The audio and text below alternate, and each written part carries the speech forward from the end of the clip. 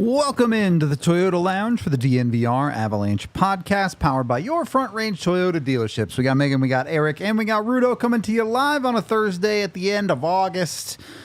We're going to talk special teams. I know this is something we've kind of tangentially brought up a lot across this offseason as one of the topics for the Avs to talk about, but I wanted to get into some more specifics of what it looks like, how it can be better, and what realistic expectations are too, because we've talked a lot about the Avs penalty kill and how it can improve. But at the same time, when you look at the Avs penalty kill, they finished 12th in the league last year for penalty kill ranking, which isn't terrible. Now, when you look at how that bread got made, it was a couple of months of a top 5 penalty kill and then a couple of months of a bottom 10 penalty kill. So, yes, every special teams unit is a bit streaky, but Colorado's penalty kill was that to the extreme last year, and I think you'd like to see that balance out a little bit. Now, I'm hyping all this up. I actually want to talk about the power play first before we get into the penalty kill. As power play finished 5th last year. So it's a perfectly capable power play, as it should be, with players like McKinnon, Rantanen, and Makar on it. But that doesn't mean it can't be better, and it doesn't mean that there aren't other potential impacts to the lineup that we've talked about before with the potential overuse of that power play one. But I wanted to start here. Power play one. I mentioned McKinnon, Rantanen, and Makar. They're going to be on your power play one. Eric, I know you can make an argument for splitting them up. We'll get to that in a second. Before we do that, who else ends up on that power play, especially now with it looking like Artturi Lehkonen might be ready for the start of the year. He might not quite be ready for game one. It's pretty easy to me to put Jonathan Drouin on that unit to make 4. But that 5th spot, Ross Colton, Casey Middlestat, maybe you're giving opportunity to someone else. Where do you see that power play unit number 1 slotting in opening night? Well, my my argument of splitting them up is it always sounds good until you're like, okay, what's at my disposition right now? You know what I mean? And I'm not saying there's slim pickings. I'm saying that there's a lot of question marks, right? You know what I mean? Like with what's going to be available. So I'll make a point just of what I've been trying to say is I just, God, oh God, I hate, I don't know. I don't know how to explain it. I just hate the 2 minutes staying out there on the ice as a 5-man unit. I can't stand it. You know that. I get so nervous because it's like if you don't score, you're in deep shit. You know what I mean? I've seen it too many times. Because you're gassed. You got nothing. Usually they're not so much their best players of the opposition's on the ice killing. Usually, right? You know what I mean? So it's like you're up Schitt's Creek if you know if things don't go your way, and I think we see it too many times. And I just think I don't know. I like competition. I like the fact that. You know, but why wouldn't you just load them up? You know, you can. Obviously, it's worked pretty good. You just said it. It's top 5 power play. You know, so there again, you got Makar, you got Rantanen, you got Mac. I mean, Jesus, right there, you're going to be fine. But I might have to look back at my argument of splitting them up. You know what I mean, and say, okay, how about we just, like you just said, you know, I think Drouin, it's got to be one of them. You know what I mean?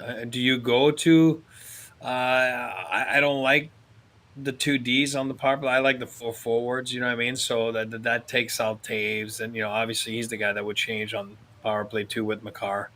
I like Drouin and again, that's a great question. Who's healthy? Is Landy there? Is Natushkin there? I mean, they've been a huge part of their success, those 2 bodies, right? You know, Gabe and Natushkin. So we're talking an opening night here. Neither Gabe or Natushkin's going to be the opening night. Perfect. So. Well, I'm going to go with Drouin, and I'm going to go with a Colton type thing. You know, that's what I would do. Again, assuming Lecky's not there. You know what I mean? If Lecky's not there, if Lecky's there, I got to go Drouin and Lecky. Yeah.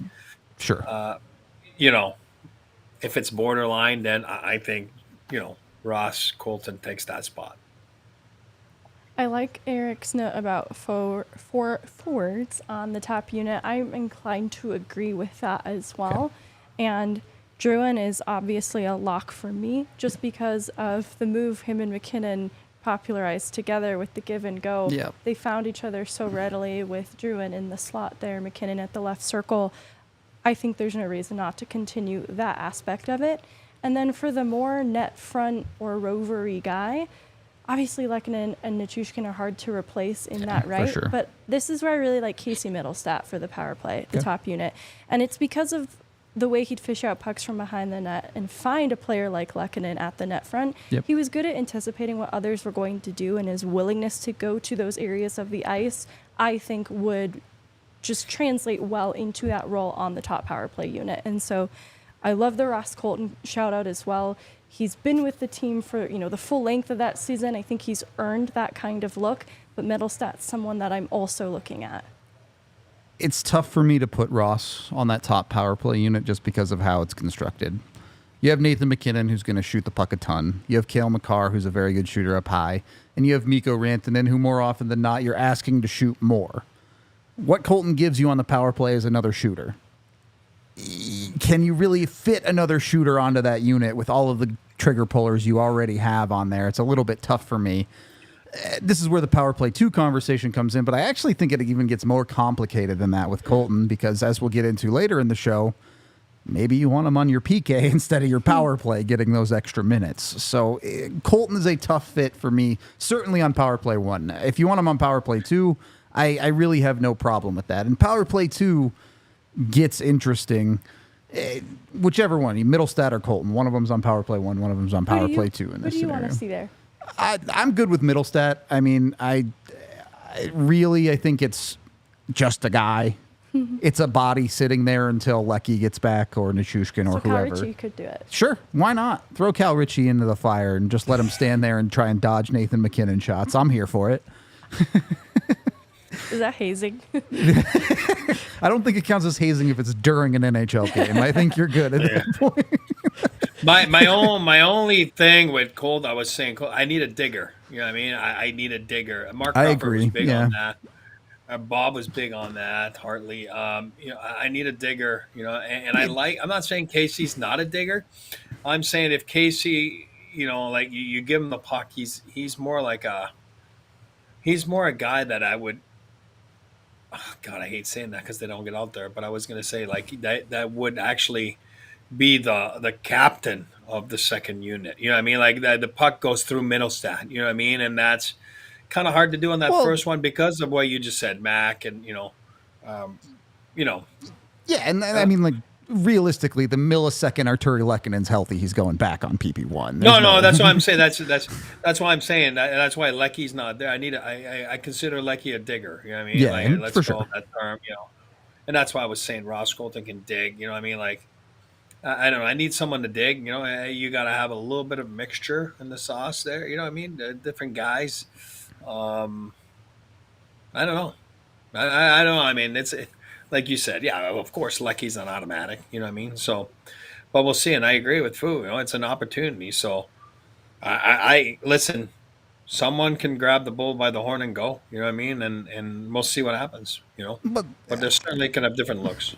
So that to me is opportunity on power play too, right? Like, and I know in the real world, Bednar is going to play PP1 100 of the 120 seconds or whatever it is. But in a fantasy world where we're actually using power play 2 to start the year, you have one of Colton or Middlestat, whichever one you don't have on PP1 there.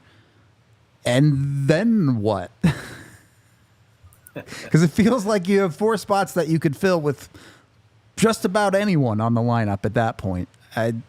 If you start with the defense, I don't know that the Avs will run 2 defensemen this year with the lack of Byram. I know they did run Taves and Gerard together there some last year with the minimal time they got, but that gets complicated with his Taves splitting time with Makar on PP1. I don't really know what to expect there. Do you guys think they'll run 1 or 2D? I think they're going to go 2D there on that second one. Okay. I think you might see different guys. You're going to see Taves for sure, and is it finally maybe a Brandstrom that gets a shot at it? Which again he was going to be that guy when he broke into the the league. I mean, It just didn't really pan out that way. But is it going to be Schilly that you use for his big shot? Is it going to be You know, Sam Malinsky if he's in the lineup, because that's, he would be a creative guy that, right shot gives right shot, left shot, Taves Malinsky. I don't know. I think opportunity will dictate who grabs it and who goes. Again, worse. I mean, who knows how many seconds they're going to get that second power play, but it's important. Sometimes it's just that one time you need it, and you got that 30 seconds and you connect, and all of a sudden that's how you gain trust from the coaching staff. That's how you gain. McKinnon might look at you sideways as a coach now, because he's like, hey, whoa, we're going out there. But that's again what I'm saying. Competition is good. I like it. You want guys that are hungry, and I think, like you said, it's a little bit thin right now to load up 2 power plays. But if you ever had like all those bodies back, who knows, what you could do with 2 units. You know what I mean? Like I said, I've lived it with Sakic Forsberg, and I loved it. I mean, it was great. It was fun to see those guys go at it and in practice, and you compete, and it's, you want to go out there and you want to get the nod, to tap in the back to get out there. So. And again, you also respect the clock, you know what I mean? Where you're not going to all of a sudden be selfish and get out there. And because you know that you haven't done your job in a minute, get off. You got to give the opportunity to the other guys, because it's a team game. But tough sledding right now for the Avs on that sense. It is crazy to think about early last season, Val Nichushkin was on the second power play unit just because of how loaded they were with options.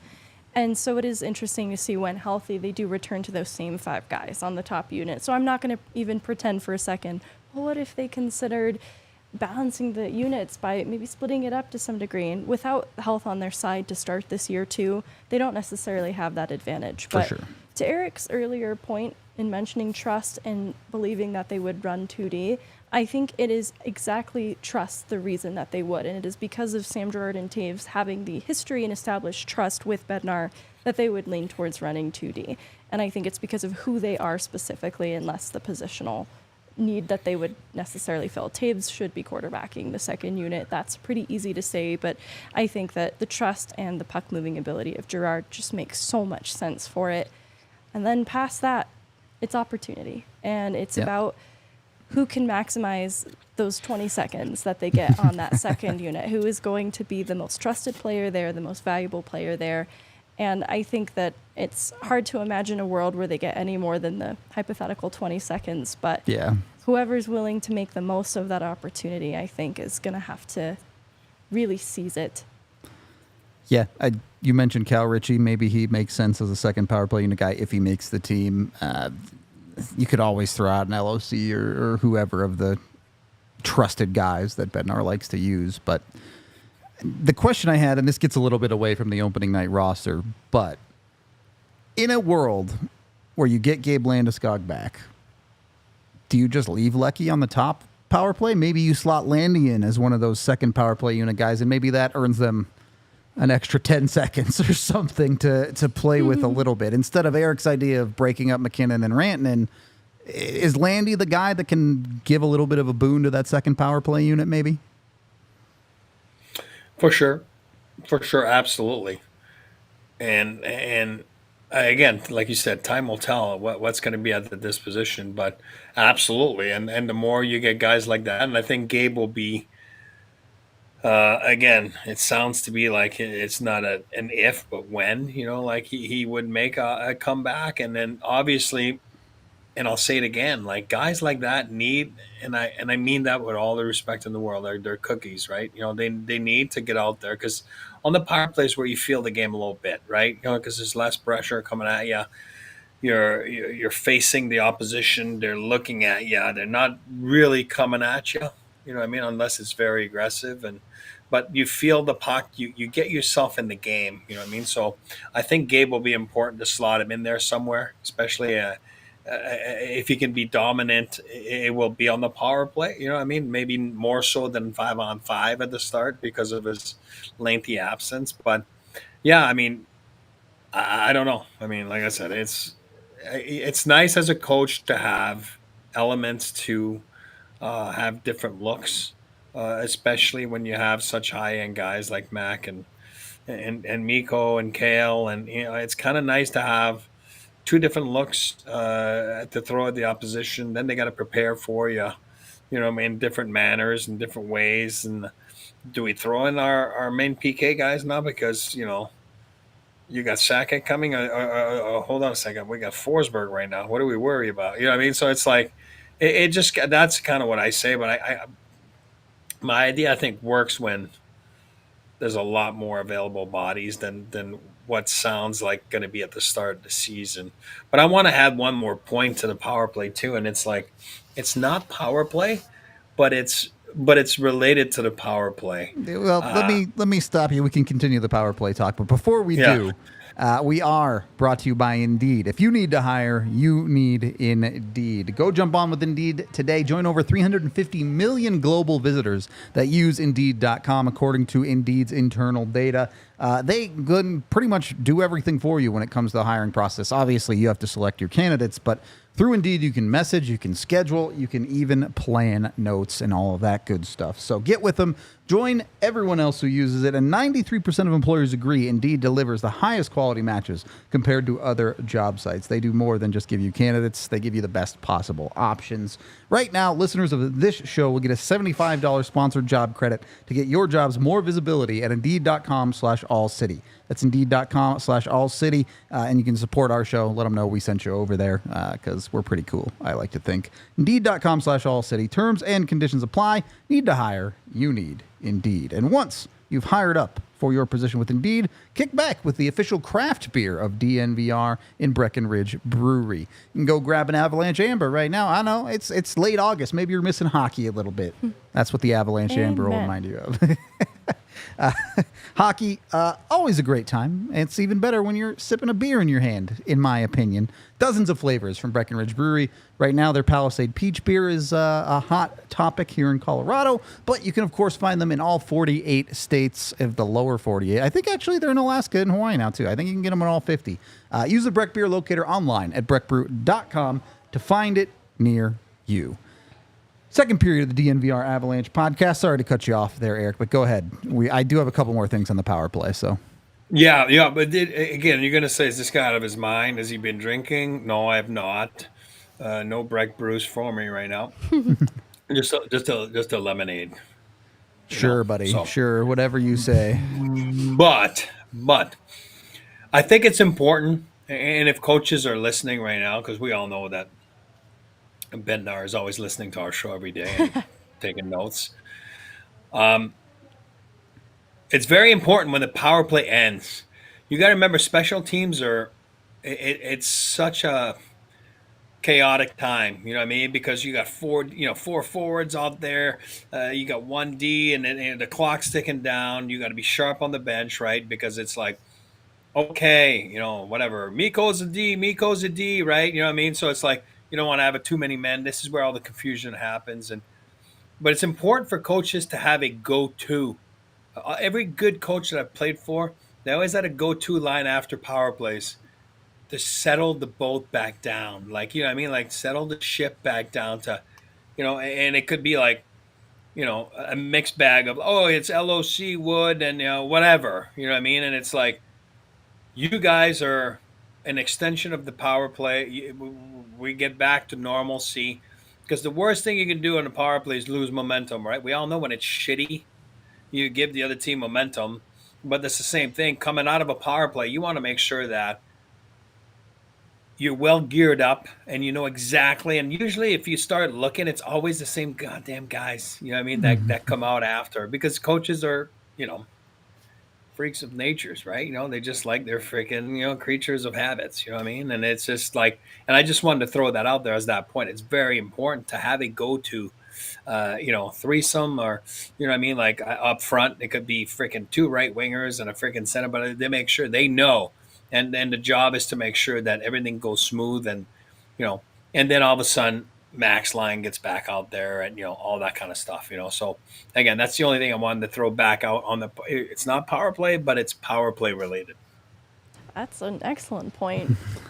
That's no need to qualify it with, you'll think I'm crazy. I think it makes so much sense to have trusted guys, especially with the hope that you're ending the power play with possession still, who is going to extend possession past that point when it returns 5v5. And that's not necessarily going to be the flashiest guys. It is the worker bees like the Logan O'Connors, Mile Wood types that allow for play to extend in the O-zone after the end of a power play. And you don't want it to go to, the pendulum to swing the other way too when they regain their man, for there to be any risk of a rush going the other way. So I do think it's important to have trusted players there on the second unit as the power play comes to an end. And I loved Randy's earlier point about Landeskog on PP2 and just how well he operates right in the crease.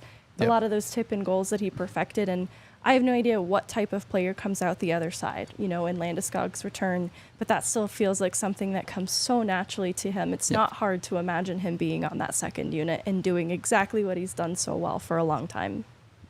Yeah.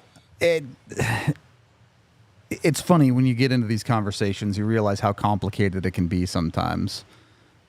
I wanted to get into a little bit of systems here. I don't want to get into like the nitty gritty of the super granular level, but looking at the Avs power play one last year, we saw a couple of different looks from it.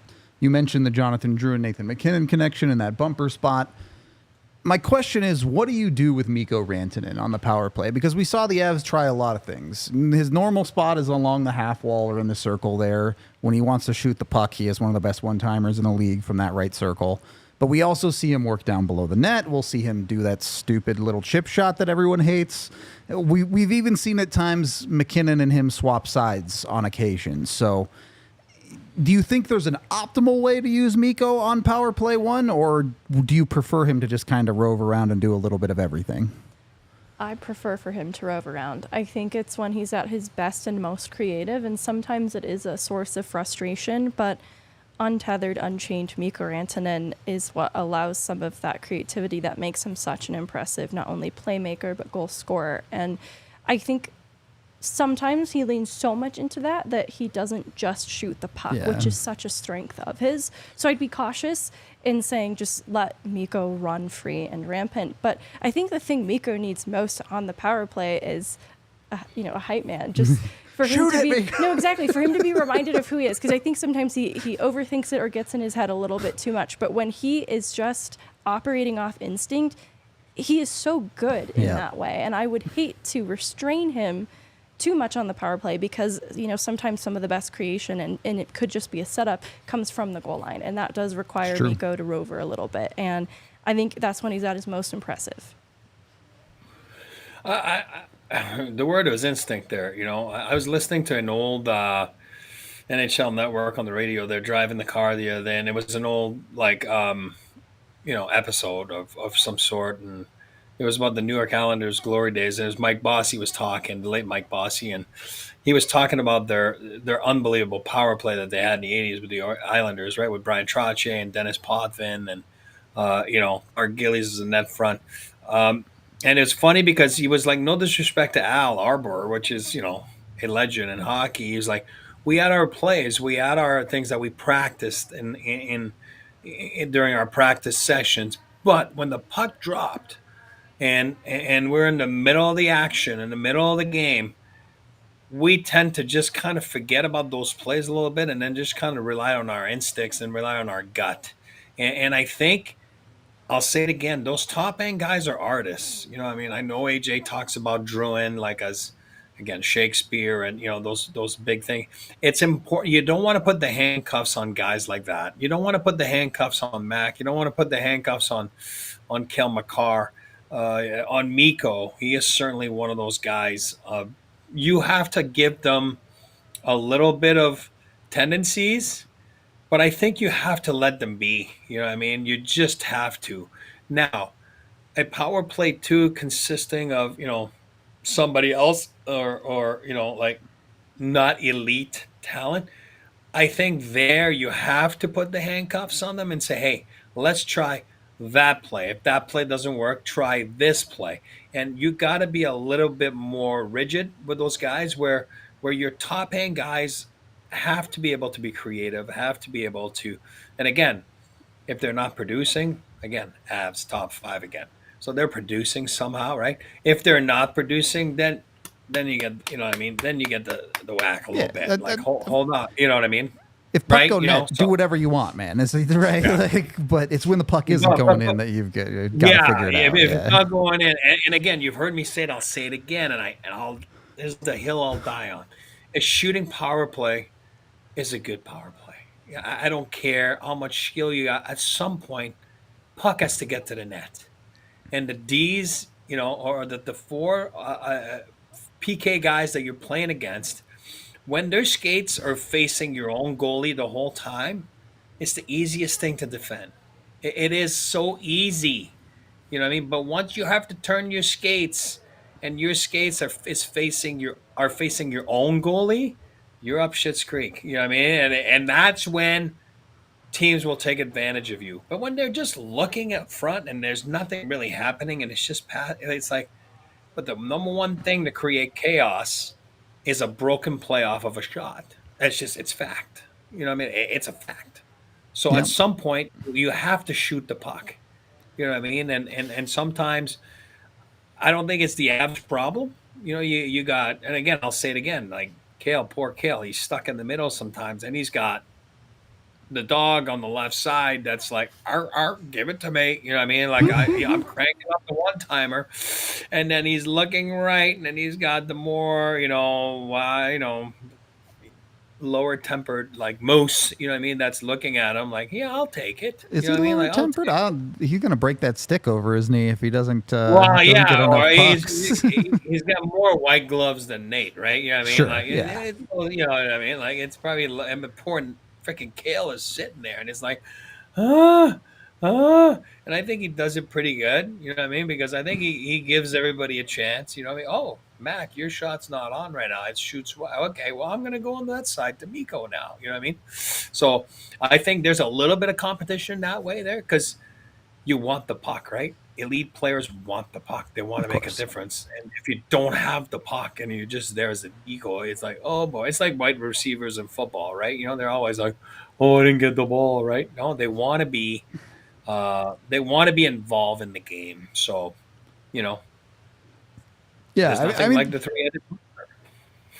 And let's face it, because it is the same five guys more or less on that Avs top unit, the last thing you want is for it to ever be predictable. For sure. And so one sneaky strength of Mikko Rantanen being unchained on that top unit is a layer of deception in that variance. And so I think it is important for that to continue to be a part of his role on the power play. I 100% agree with you need to keep it unpredictable. I think certainly McKinnon at times gets a little cement in his skates a little bit too often at that left circle, and everybody knows he's there. Everybody knows the one-timer's coming. And don't get me wrong, Nathan McKinnon's a good shooter. It's still but such a threat. Yeah, it's just when that's the 15th time he's done it in the last two games, everyone's like, okay, here we go again. To counter it. Yeah.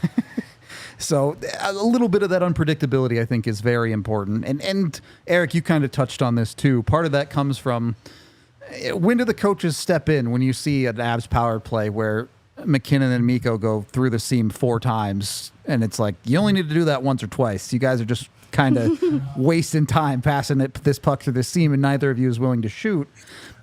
How much impact does an assistant coach or a power play coach have on, if they have a power play like that, does he get on them, or does he kind of let them figure it out himself?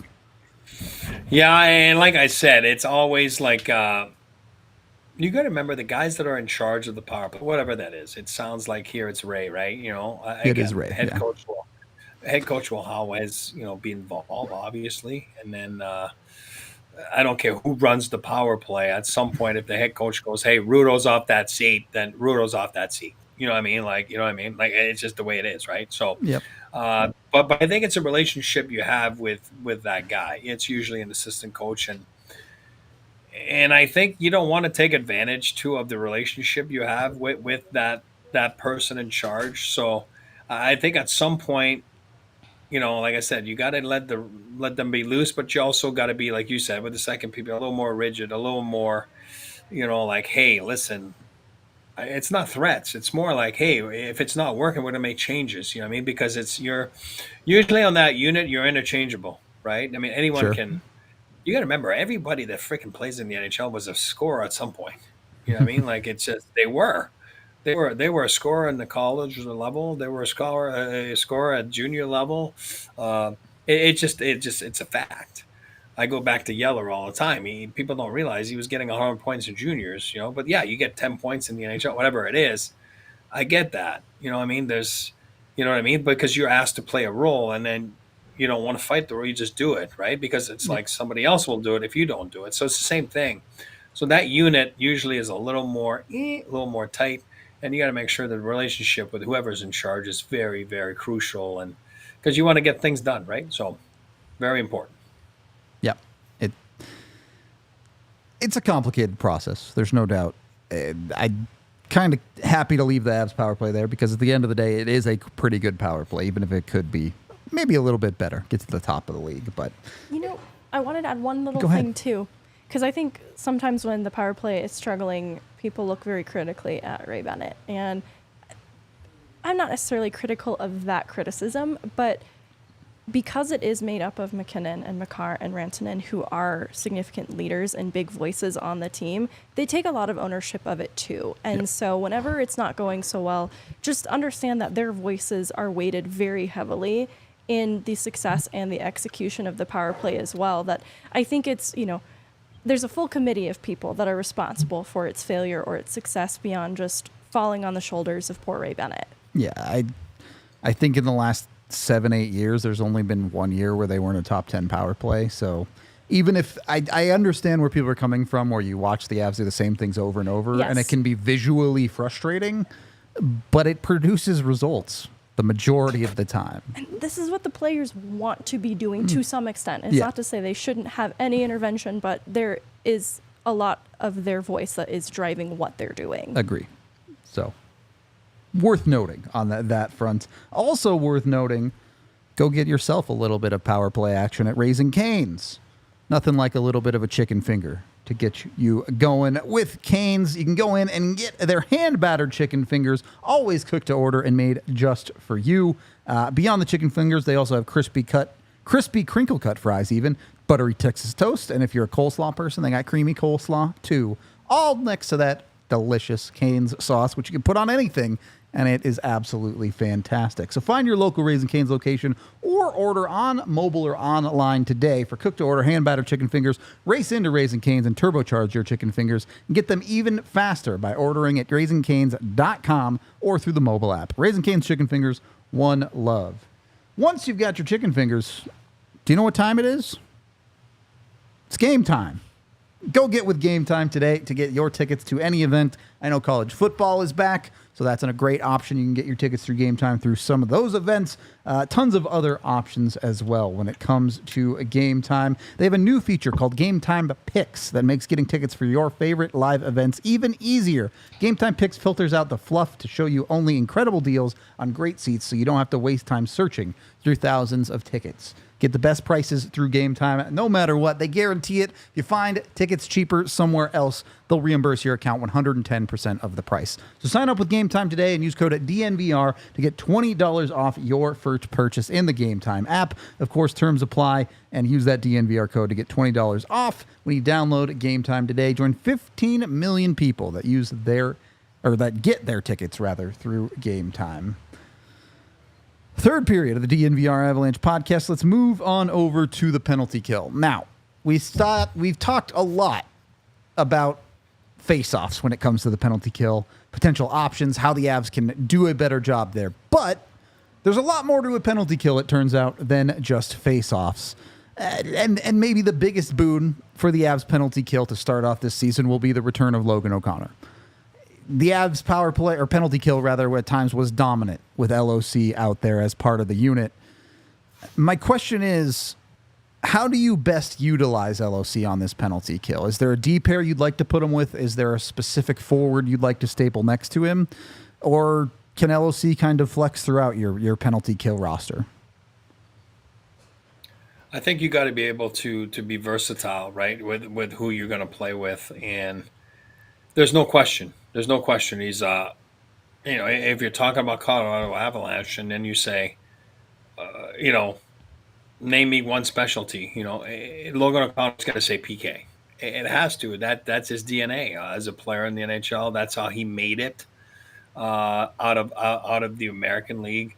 I remember watching him in the American League, and the reports were always the same. And I can tell you that it was for most teams. It's will be a solid PK guy in the NHL, probably a number one, number two guy in the NHL because of his speed, because of his smarts, and because of his willingness to do the little things right. Um, let's put things very clear. Penalty killing, it's not rocket science. It's a lot of hard work. It's a lot of details, and it's adhering to the details. You get one guy that goes off, you're screwed, right? You know what I mean? So it's like you got to be in sync, and if you're in sync and you're willing to obviously put your body on the line because that's the number one thing, right? I mean, like at the end of the day, and I say it all the time: if you're in the right place, they won't shoot. Nobody wants to shoot on the guy unless you really hate him. You know what I mean? You're really trying to hurt him.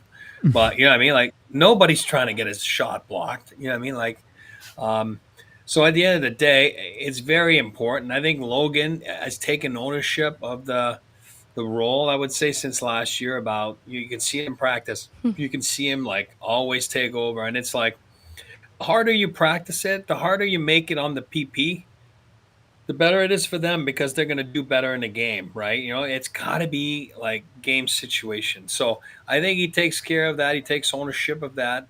I think you throw him with anybody you want. Obviously, him and Lecky is an absolutely all-star penalty killing duo.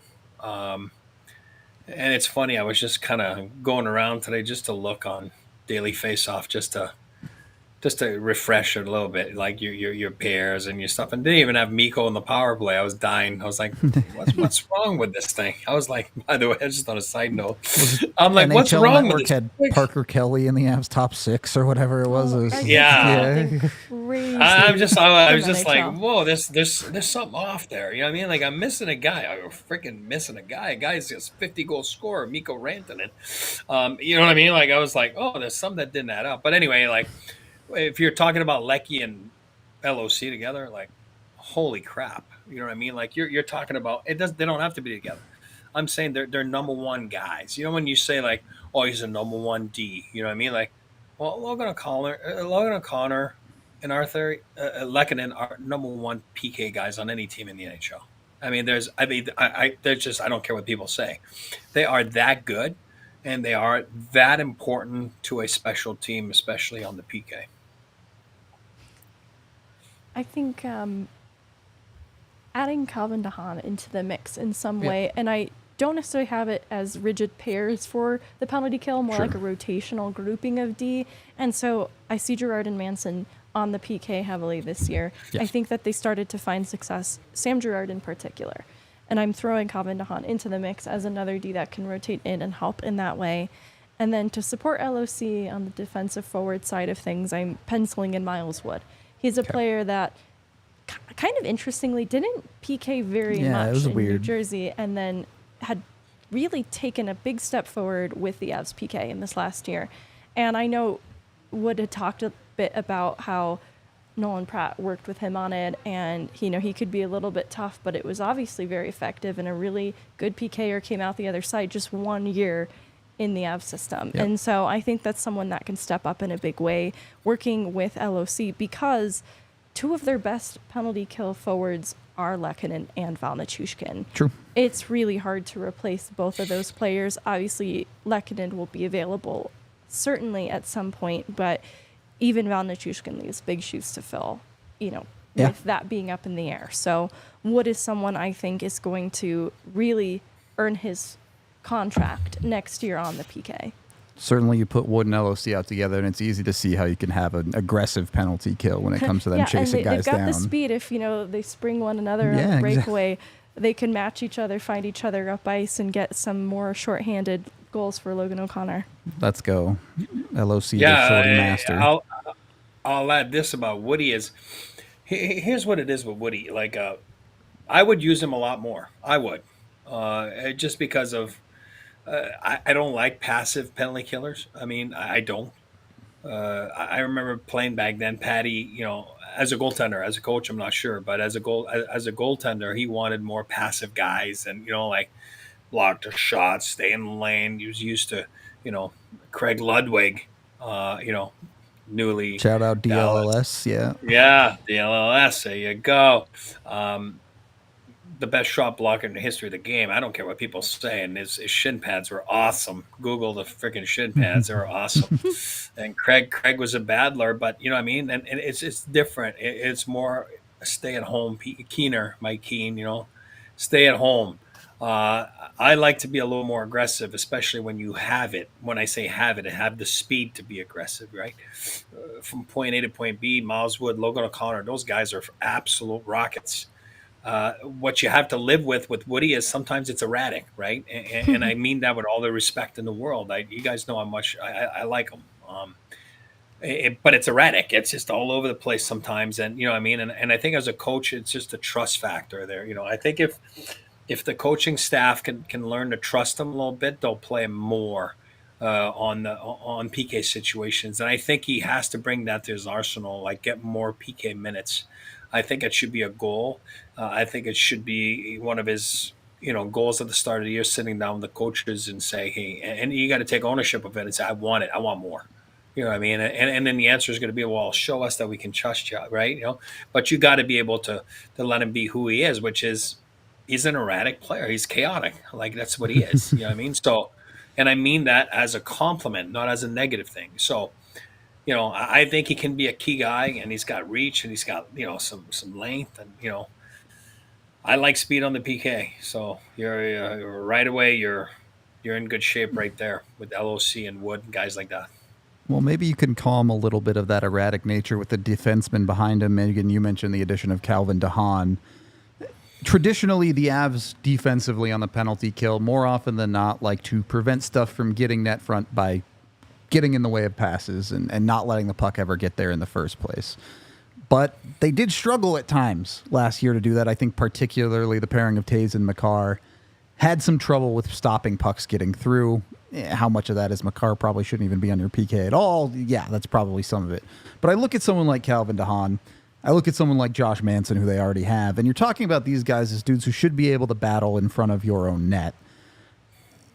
Do the Avs need to adjust to that a little bit? Do they need to lean into that a little bit more? Or do you think you can just drop that into the Avs penalty kill with someone like DeHaan and they'll be able to figure it out? Well, I think you can.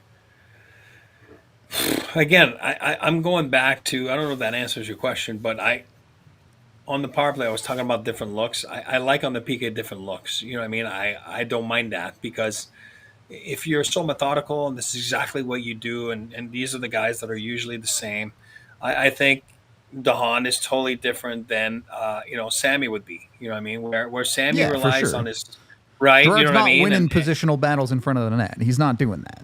That's what I'm saying. So I think that's what I like. If you're going Sammy with let's say Manson, and you got to remember Manson might be in the box, or right. I mean, it's not so freaking cookie cutter, right? I mean, it's never the same. Or Manson might have just had a 2-minute shift, and all of a sudden it's like he's not fresh, and then but Gerard is. So I like when there's like mix and matches of stuff, and I think the Avs have a good potential to have some different looks. I guess the question I'm kind of asking off of that is, how do you build that into your systems?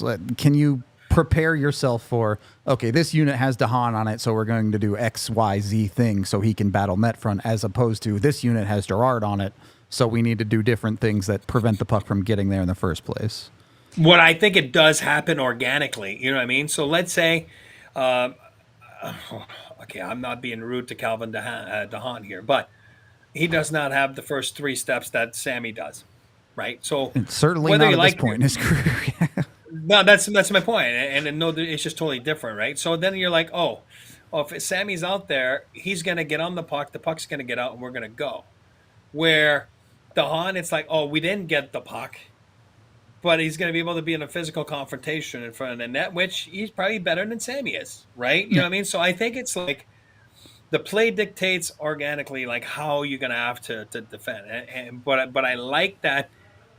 They're not all the same. There's teams you play, they're so freaking methodical. They're so robotic. They're so it's like, whoa, like, what did you do? It's like, you're wearing the same freaking T-shirt every day of your life, like white T-shirt, jean. You know what I mean? It's like, buddy, change it up a little bit, right? You know what I mean? And I think that You can't make me do that.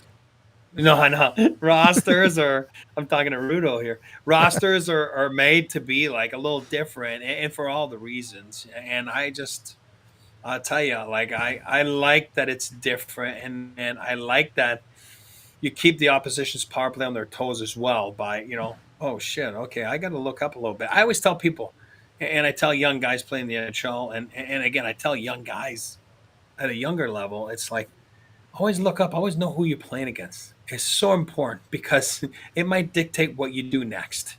You know what I mean? So like I said, if it's a foot race and you got Sammy, and if it's a foot race and you got Calvin, it might be a different thing for you, a different outcome for you. So you always have to know who you're playing against, who you're going up that shift, who's changing, who changed on the fly, who's left out there. Your eyes have to be wandering. I think it's very, very important. And I don't want to oversimplify the penalty kill, but when I look at the most effective penalty kills opposite some of the best power plays in the league, there are some common threads that you can't afford to abandon, and that is having the big-bodied defenseman, protecting the house, eating pucks, and punishing guys who dare go into that area. And so that is where I think things that Sam Girard did well actually adopted more of that into his game. That's not to say that he became the big-bodied defenseman eating pucks, but he was eating pucks in a different way, and he was positioning himself in such a way to prevent pucks from getting to the net. And so he found his way around it, but it didn't really abandon kind of the premise of the penalty kill. And what I found supported a player like Girard the best were PK forwards who weren't passive. There were players, I can think of penalty kill instances that I did not like, and it involved a passive forward who just didn't defend their lane very well because they were a step behind getting to it. You could say Andrew Cogliano. It's okay. Hey, but he's part of this discussion because he leaves shoes to fill as well in this penalty kill discussion. And so I actually don't know. I don't want to call this person out. Well, now I feel like I have to. Kiviranta. Yeah. He got some looks on the penalty kill, and I wouldn't hate it if he got more looks kind of as the second unit out after the main, but he was someone that I think was still adjusting to how the Avs wanted to PK, and they can be aggressive in ways, and so they need players like, to Eric's earlier point, Miles Wood has a fearlessness that also comes at the expense of being erratic sometimes, but that's a guy that I expect, if he is just operating off of instinct, is going to be great at defending those lanes, and so it's supporting a player like Girard on the PK when you have a non-passive PK forward. And that's what I think it's going to boil down to. And Eric's earlier point, too, that it's going to also just be situational, of course, I think is completely fair. But I think there are things that they can do that are actually quite simple to have an effective penalty kill. I love it. I do want to oversimplify the penalty kill, honestly, for the Avs. I think we saw both of the previous seasons. As the season went on, the Avs kept adding things to their PK, All of a sudden, you have these six-way switches where a defenseman slides over and suddenly a defenseman's playing forward and now the forward's sliding back. Just simplify. Play your box. If you see an opportunity, be aggressive with it. You don't need all of this crazy complicated, all right, if the puck's at the half wall, I got to communicate and switch with this guy. Just play hockey. More instinctual stuff. And guys like Miles Wood and Logan O'Connor are extremely good at that. Someone like Kiviranta, I do think, is a little bit more passive. You get the vibe of kind of he doesn't want to make any mistakes, which is fine. I agree. I think that's what it was. Yeah. To shout out poor Kivy. But sometimes you got to just let the players play a little bit instead of trying to play an 18-part system.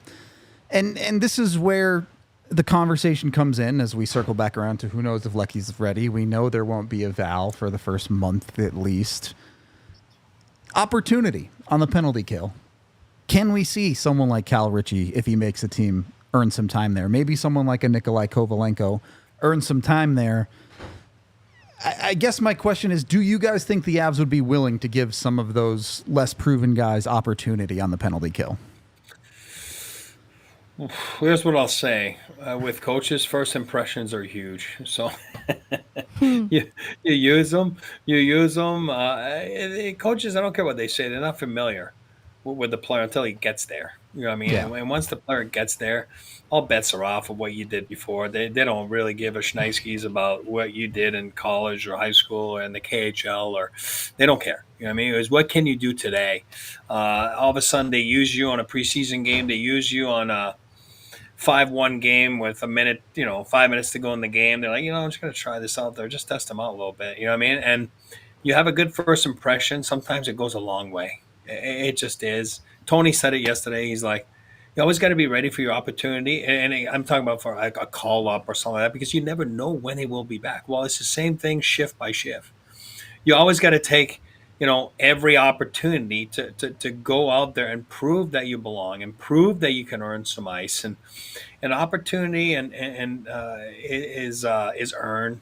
Opportunity is not given. Tell me, or give me some more ice. Well, show me that you want more ice. Show me that I can trust you. Show me that, and then we'll see what happens. But if you're a guy that your 5-on-5 details are lacking, and there's a lot of youth in your game.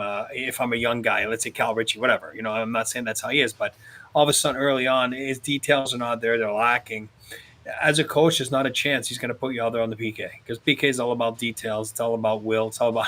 So all of a sudden, it's like, you're lost at 5-on-5, but you're going to be all of a sudden sharp as a tack on, at shorthanded. I don't think so. And then, like I say, coaches have different freaking pressure. They do.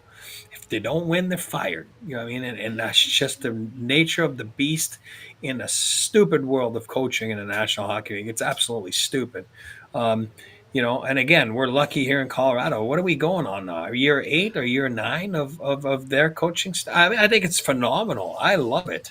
I'm not saying they should get fired. I'm saying, but the reality of the business is show me what you can do. How good have you been for me lately? I don't care. You were great 2 weeks ago. Were you good yesterday? And that's all they care about, which with reason. I think it will boil down to trust. This is where, in mentioning Kiviranta a second ago, I think he wins out in that conversation and getting a look on the PK sooner than a Cal Ritchie. But I don't doubt that he is going to be Cal Ritchie, that is practicing PK and getting integrated and introduced to the systems for perhaps a later role. But I don't think that he'd be trusted with much NHL opportunity on the PK just yet. And that's because there is a Chris Wagner waiting in the balance, and there is a Kiviranta there. And I think, especially with the need for a center on the PK, that is Chris Wagner music. Yeah. And so I think that the trusted vets will get that opportunity sooner than the rookies. Okay. I agree, but I want to think otherwise. And this is where Ross Colton feels like, where does Ross Colton fit into the penalty kill? He has a little bit more experience as well with the Avs, but not specifically on the PK, though he did take a couple of minutes on the PK last year. He was another player that came to mind that looked like he was scared of making mistakes at points. And that's not who Ross Colton is as a player. He really has... He plays with a little bit of an ego in other areas. The opposite of that for most of his game. And so what my hope is for Ross Colton is, on the heels of Casey Middlestat signing his contract and kind of locking in that second-line center role, if I'm Ross Colton and I heard my name was shopped a little bit this summer, I want to demonstrate extreme value, whether that is to continue on my path through Colorado in hopes of being a second-line centerman, or entice other teams into seeing that value. If I'm Ross Colton, I want to be hungry for all the opportunity, but especially the PK, an area where it's calling for him to be the guy that steps up there. Yeah. Go out and grab it. It's up for grabs, as they say. It's interesting because, again, I think if you ask the average person, I don't think they'd be super happy with the Avs penalty kill last year, even if the numbers bear out that they were in the top half of the league. And it's tough for me. How do you find that consistency? Obviously, there's going to be a certain level of streakiness, but how do you avoid just a complete cratering like we saw from the Avs penalty kill in like January of last season? Again, it's not a dagger at goaltending. Goaltending's got to be spot on. We were just talking about PK the last 15, 20 minutes, but at the end of the day, if you're goalie, and it's a stupid saying, but it's such a true saying. If your goalie's not your best penalty killer, you're in deep shit. I don't care what it is, how smart you are as a staff, how great you are at, getting in the shooting lanes and reading the plays. if the puck gets behind the goalie, like, it is what it is. I mean, there's not much you can do about that. So your goalie's got to be willing to be part of the PK team. I can tell you, I go back to Patty Waugh because I've never seen a guy so freaking entrenched on the PK, and he would have the marker out, and then it was always about that. You know what I mean? Because why? His part of the game wasn't to score a goal. His part of the game was to stop pucks. One of the most dangerous times of a game is usually when you're shorthanded, right? You know what I mean? That's usually when you're going to get a lot of your chances against. So how many times do we say that after a game? Like, oh my God, 5-on-5, they gave up like 3 chances, but besides the PP chances that they gave up, they were awesome. You're going to give up some chances on the PP. It is what it is. The league is too good. Players are too good. Superstars are too good, and usually superstars are on the ice for the power play. Your goalie's got to be the freaking best guy out there, and they gotta thrive in those situations. They got to be part of the penalty killing unit in a sense that in meetings they got to be engaged, they got to be involved, and they got to want to make a difference at that time. Anybody can stop a puck on a freaking 2-on-2 from the blue line or whatever it is, but you got to stop a puck when it's a point blank shot on a one-timer by Alex Ovechkin. You have to, and once you do that, your penalty killing numbers go up, and as a PK guy, you're like, oh boy, we're good, but our goalie's good. You know what I mean? It's very important.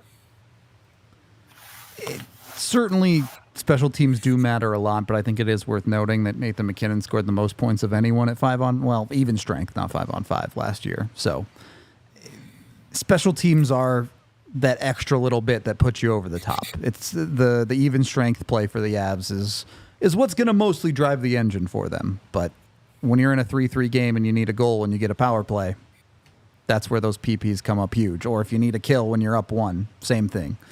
Completely game-changing moments when you talk about those special teams. So they do matter a lot. Especially in the playoffs. Yeah, which is why, to hear, the PK struggled maybe a little bit in January. When it's happening earlier in the season, I can live with it because they need to hammer out the details and there's changing personnel throughout the year. But the playoffs, it becomes heightened. I think that is what did New York in at the end of the day in this last most recent playoff run. And Florida's, what they had too on special teams was consistency. It was steady. And so it wasn't necessarily going to blow your socks off. It was just really steady. And I think that comes with hammering out the details in the regular season. So I'm okay with a little bit of streakiness so long as the end result is a team that's really locked into the details of it come playoffs. I just want to add to on the PK, actually it reminds me, Tony last night called me and he's like, hey, I totally forgot to talk about Jacques. You know what I mean? Like Jacques Cloutier, assistant coach for the Avalanche for, 15 years, whatever it was. And it was part of the Bob staff, Crawford staff, Tony's staff.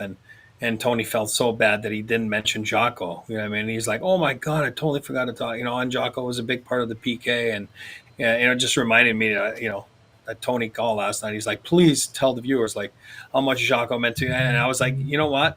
I'm going to get Jacques on the show. I'm going to make sure that he gets on the show here soon. And if you look at the comments, AJ's still a villain. AJ's still trying to be a villain. Is that Jacques calling you right now? Yeah. Patch him in. Can you hear that? Oh, yeah. Really? On that note, we do have to wrap up the show, though. We do have one super chat to get to here from the incredible Drew, who says, best of luck on your future adventures, Megan. Thanks for all the hard work you've put into all your articles and videos since you started at DNVR. Hopefully one day we'll get to a full reunion of Megan and the Bummers.